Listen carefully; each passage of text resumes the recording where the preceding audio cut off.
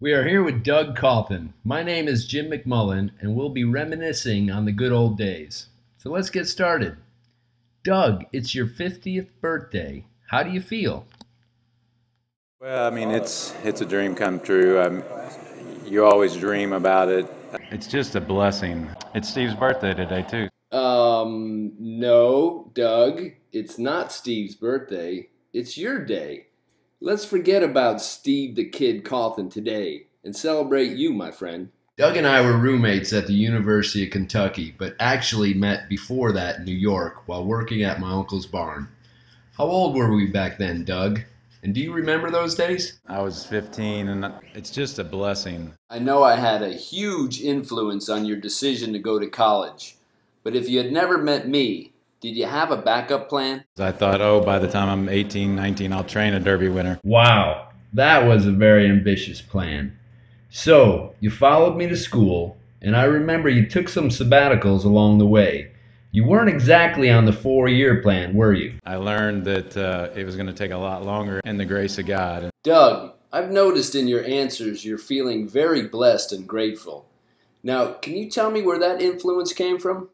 Elliot. I'm sorry, who? Elliot. Oh, yes, Elliot. You know, there's yet another thing we have in common.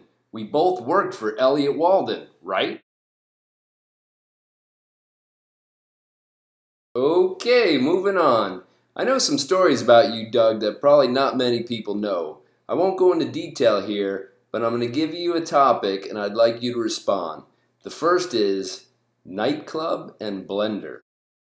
It was a bad lesson. How about Waller Drive? It was a bad lesson. And finally, accident, police, and vomit. It was a bad lesson. We have made some good friends in those days with Dwight Back and Barry Roos that have lasted to this day. If someone was to ask you to describe your roommates, what would you say? Let's start with me.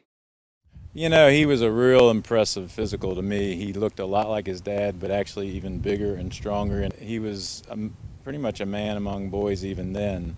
He definitely is now. Well, thank you very much. How about Dwight Back? You know, I think he's still got room for improvement. So, you know, he's got speed, he's got talent, he's big and strong, he can handle pressure and getting bumped around. I think he's a real Derby contender. All righty then. And last but not least, Barry Roos. Tell me, how do you feel about Barry? You know, I can only speak for myself, like as far as love at first sight, but I kind of loved him when I first saw him. Okay, this is getting weird. So, Doug, we all had favorite things in college. Something that made us comfortable or feel good. Mine was a favorite drink. Dwight had country music. Barry had a laugh. And you had green sweatpants. Can you please, once and for all, tell us why you were so attached to them? You know, if you pay $310,000 for one, you better like them a lot. You know, when the special ones come along, you have to pay for them a little bit.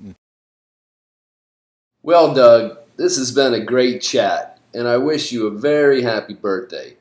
Can you tell everyone listening, what do you attribute to making it to this milestone of 50 years? It comes down to planning, investment, hard work, and the grace of God.